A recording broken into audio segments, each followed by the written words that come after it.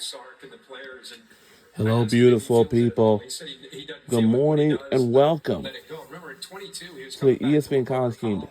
missed 3 games leading into the Red River rivalry, and then went off, had a monster game. So he's a veteran. I'm sure he'll handle it. What you just heard, have you ever heard in the history of college football, you lose not 2 or 3, but top 5 wide receivers off of one team? So you're playing your 6th, 7th, 8th receiver, and you're playing a true freshman quarterback. You're going to have to win with defense, turnover margin, special teams, hitting yards. That's the only shot, I think, OU, with all those injuries, they can win this game. Well, and I think it's bad luck for them that Ewers is coming back because he's a much more efficient guy. And I think the key in the game is last year, 3 trips in the red zone, Texas scores 3 points. Right. And they turned the ball over 3 times and gave up field position. And Oklahoma's defense is going to create havoc. And having a more experienced quarterback to be able to manage that, not turn the ball over, stay on schedule, is probably the most important thing for them in this game.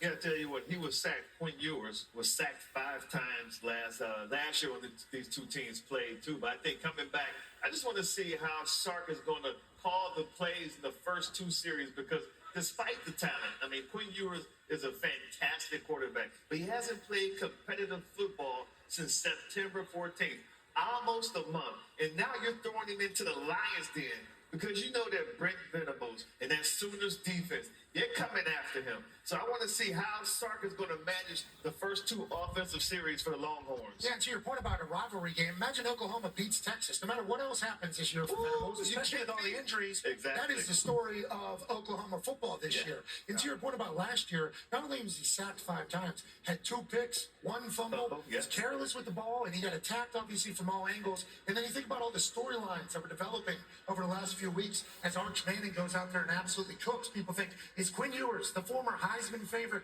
the man who had, I think, 4 incompletions in the game in which he got hurt, is he the guy that should be starting over Arch Manning? It's like Quinn could go bananas tonight, and I think that would be expected by everybody. Yeah. It's just one last thing that Oklahoma's playing. They don't have one guy that played in this game last year offensively. Right. All 11 are new. Yeah. And they've had 12 different, we're talking about a freshman quarterback, 5 receivers now. They've had 12 different offensive line combinations. So the injuries have hit him up front as well. He's the first true freshman quarterback to ever start for Oklahoma in the Red River rivalry. Yeah. This is not the first time Ewers has been injured and had to come off of missing some time and playing well, and he's been able to do that. But the one thing Sark will do, to your point, Sark has confidence and trust in his players, man. And